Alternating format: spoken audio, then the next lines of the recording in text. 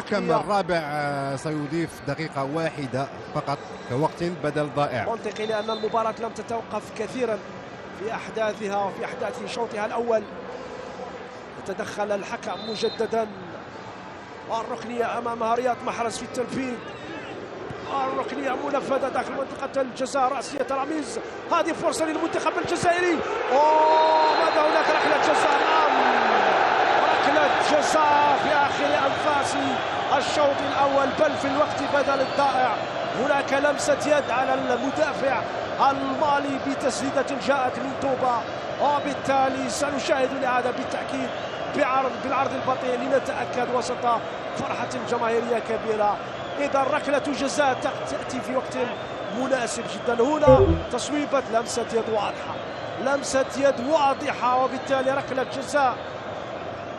ركلة جزاء شرعية وقرار سليم من حكم المباراة أمير لوصيف. هنا اليد كانت ممدودة، يد المدافع المالي، وبالتالي ركلة جزاء، والفرصة أمام المنتخب الوطني الجزائري لأخذ الأسبقية قبل صافرة نهاية الشوط الأول. بالتأكيد سيكون المنفذ هو رياض محرز في كل ركلات الجزاء، رغم احتجاج المنتخب المالي. يحتج رغم أن اللقطة كانت واضحة، لمسة يد كانت واضحة. احتجاج من طراوي رقم 2. هنا الإعادة بالعرض البطيء واضحة ووضوح الشمس. اللمسة أو لمسة اليد، واليد أيضا كانت ممدودة. أعين رياض محرز شاخصة نحو شباك الحارس دياورا قبل تنفيذ الركلة. أتمنى أن يأتي الهدف الأول.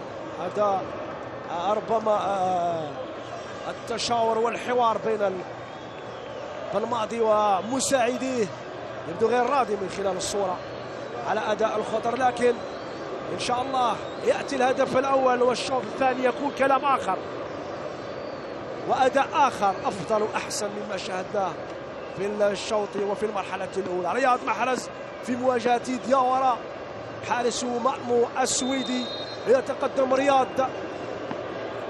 فرصة المنتخب الجزائري للهدف الأول. والهدف الأول لمصلحة المنتخب الوطني الجزائري في آخر أنفاس أو في الوقت بدل الضائع.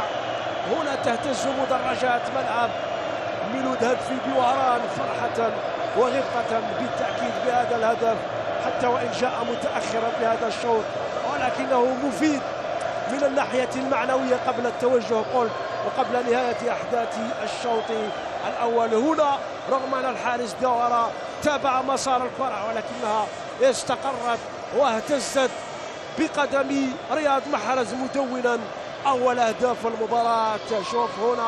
شوف الفرحة من كرسي البدلاء، وجمال بالماضي فضل أن لا يشاهد الركلة. إذن هدف أول ينتهي على وقعه الشوط الأول من هذه المباراة 1-0